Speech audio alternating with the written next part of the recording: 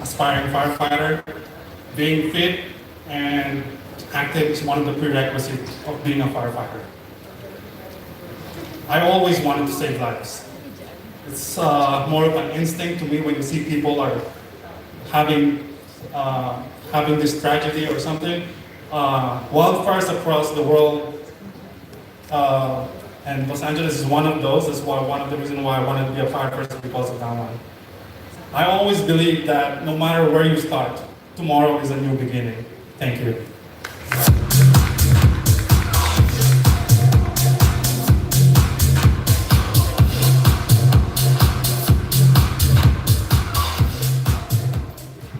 Sparta! Because I'm saying this because the next guy who's going to come out is King Leonidas and also long hair. So that's why I'm just saying this.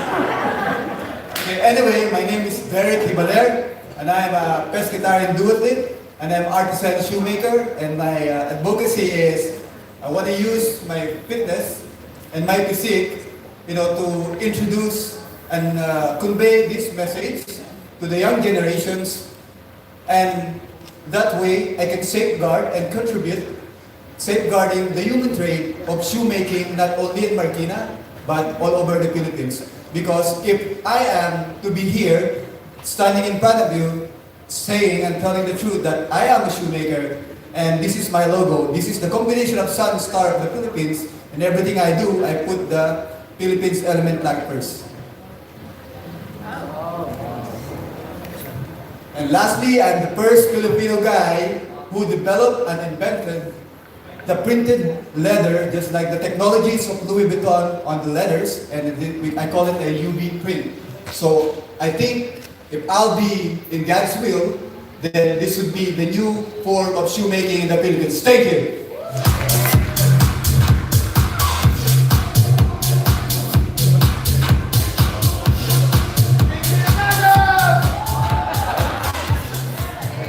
Good afternoon, everybody. My name is Michael Bercher. I'm 34 years old and residing in Makati. I used to play professional basketball for 7 years and turned into a horse trainer and surfer.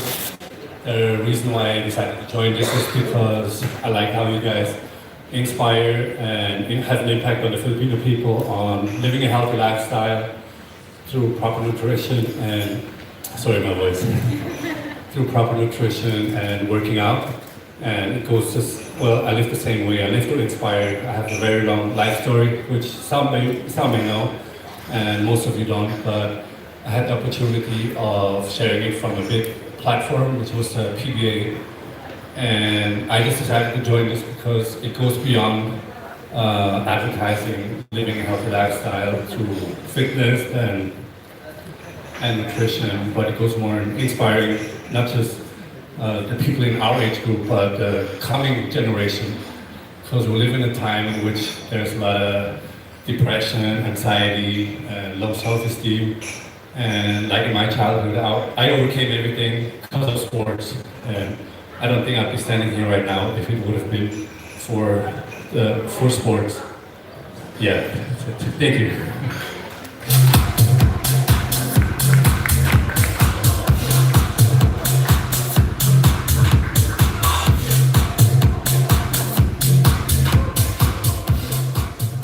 Good day, judges, and to the crowd. My name is Jose Marie Sobrevilla. You can call me Jaya. I am 19 years old and I walked here all the way from school. And speaking about school, my fitness advocacy is that we should always be balancing our priorities. And that is by making fitness a lifestyle that is sustainable. Because I believe that we should not only be training our bodies, but we should be training our brains as well. Thank you.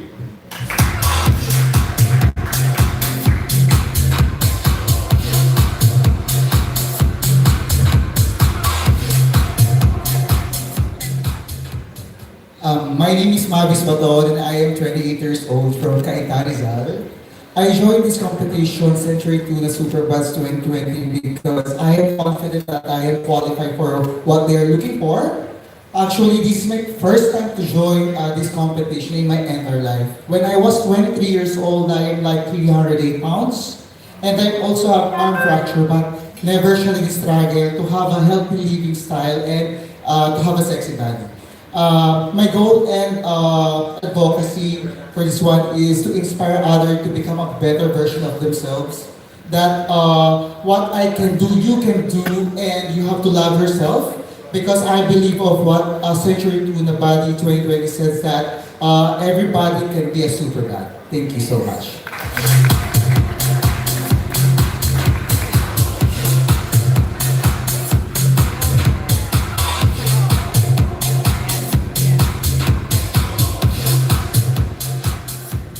What's up guys? My name is Julian Rojas. I'm 28 years old.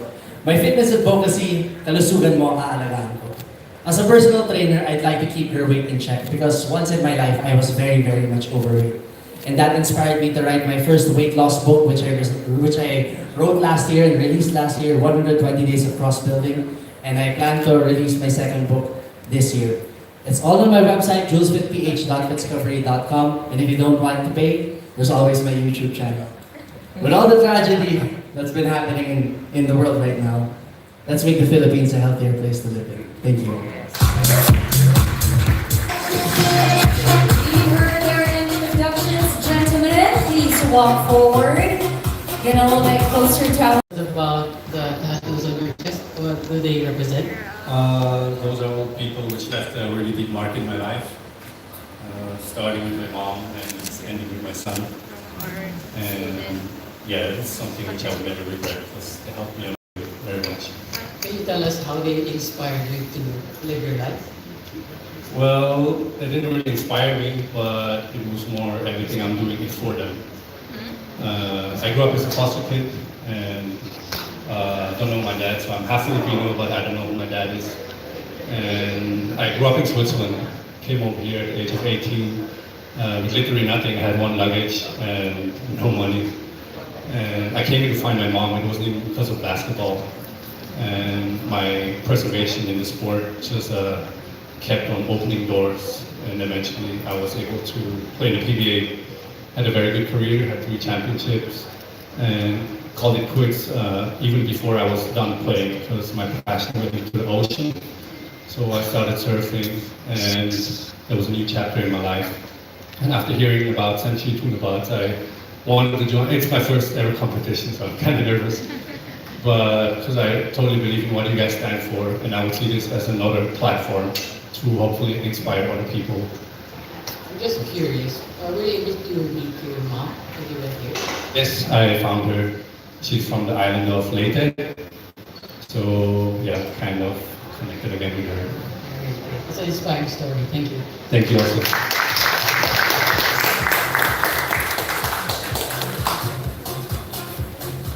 Do we have any more? Mr. Derek?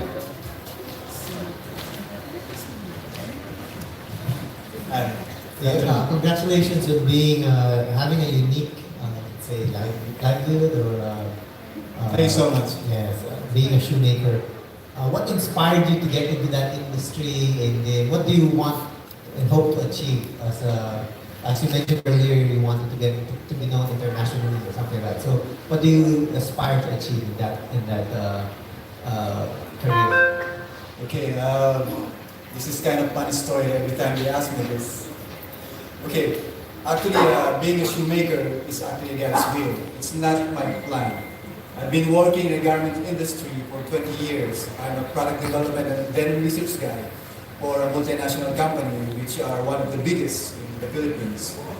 And way back in 2018, I decided to train for triathlon. And then every weekend I saw Mateo at the Film Fest running around it and doing my training also as well. So I got inspired. Anyway, so I said I want to be a triathlete, but then my schedule won't permit me, so I decided to opt into a duathlon. And then when I decided to compete with a 6K run, 60 kilometers bike, and 4K run, I said, yeah, I can be a triathlete. But then after the port competition, I realized that going to US and be a bike ring builder is not really for me. It's God's will. Then all of a sudden, I became interested to be a shoemaker because at the young age I'm interested in making things. So that's when it's a decision that not mine, but from the eternal. Then I went to research, and then I went to Marikina, and then I said, okay, I'm going to resign my job as a 20 years as a denim guy, and then I'm just gonna restart all over again because I'm craving for something better than ever, bigger and better than ever before. And shoemaking is actually a dying industry. I'll be that model to the young generations that incorporate the print and technologies rather than just making a corporate shoes, then I'll be doing my contribution. That's all. Thank you. Number 24. Number 24, please step forward. You're the one who wrote the 2 fitness books, right? One. One. I'm on the verge of finishing my second to be released Okay, sometime. can you tell us more about it? It's called 120 Days of Cross Building.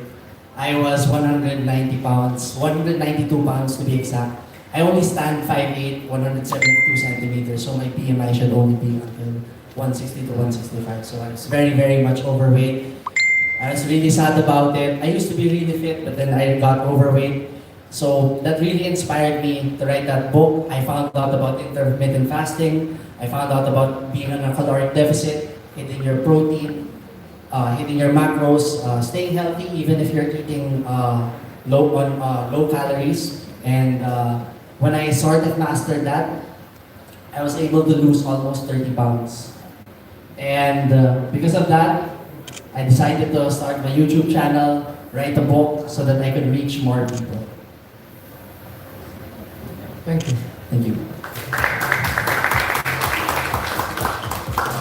JM? You have a twin brother, right, in this competition? Yeah, it's number 30 something. So if you,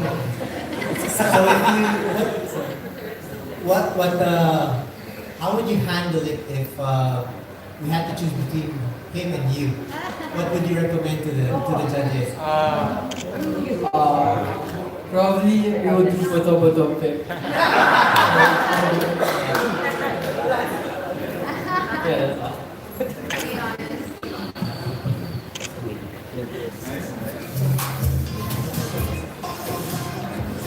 Satisfied? Thank you very much.